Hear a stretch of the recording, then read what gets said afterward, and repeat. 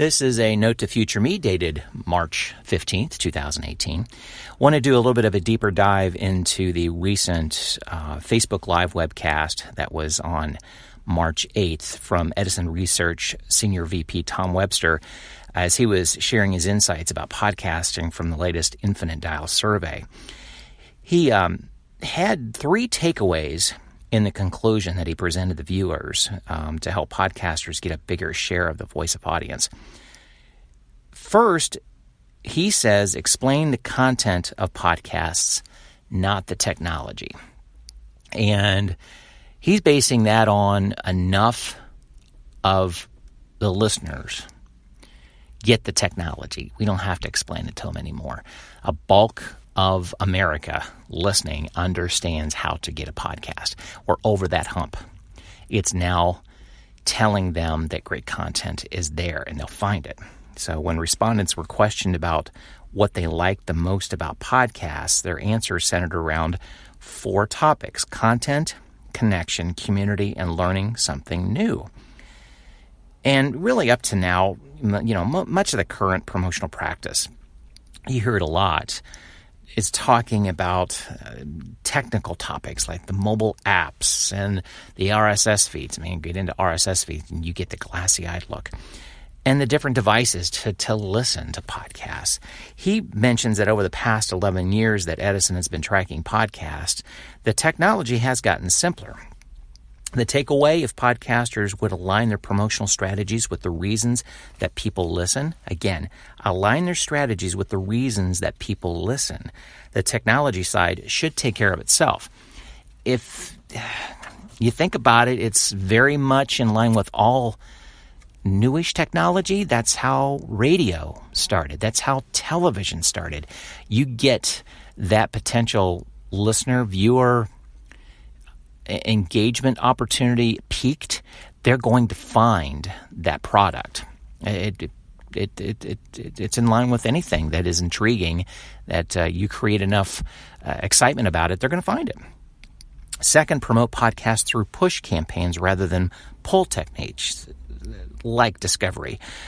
His second takeaway was entitled Push Not Discovery. Much of today's promotion is about discovery. That is, put great content out there and they'll come. Just do it. Upload it. Get it out there and people are going to find it. Build it and it will come. Well, that's a pull strategy. And podcasting has never been pushed. He says what it needs is something like the Got Milk campaign, if you remember that, where the benefits of listening to podcasts are explained to a mass appeal public.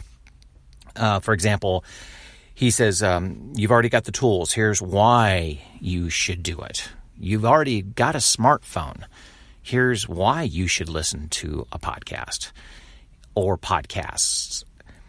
It's time that the podcast industry to explain itself to the general public in a way that it never has before.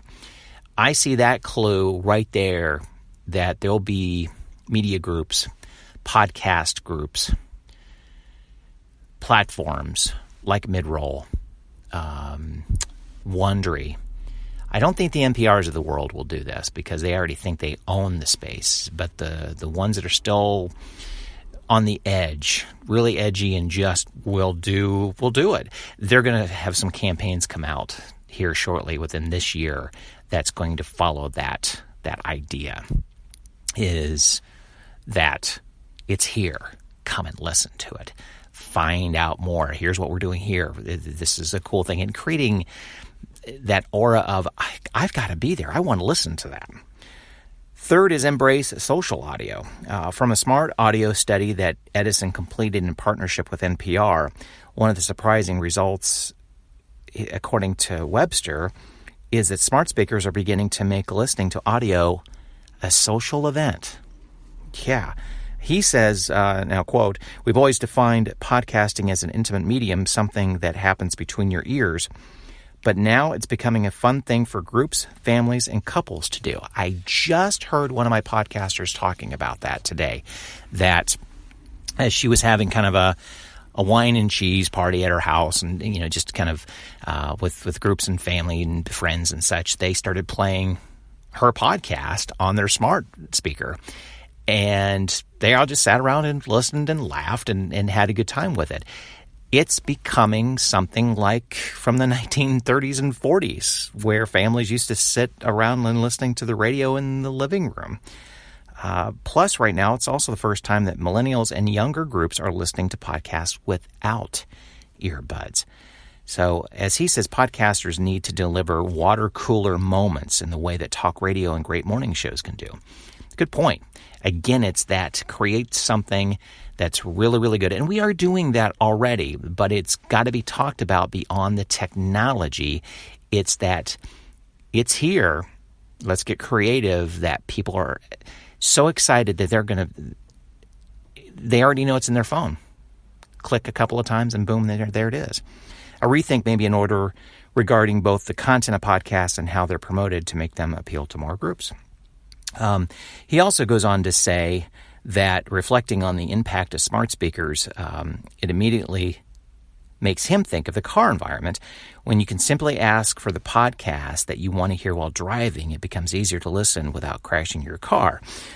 The research shows that as it becomes more easier to listen to audio, people listen more, and smart speakers are increasing all of that. So I guess the big thing is as podcast creators think about how to promote their products, we might do well to consider how our listeners talk about podcasts. Listen to our listeners. That's a future note to me. Thanks for taking notes with me.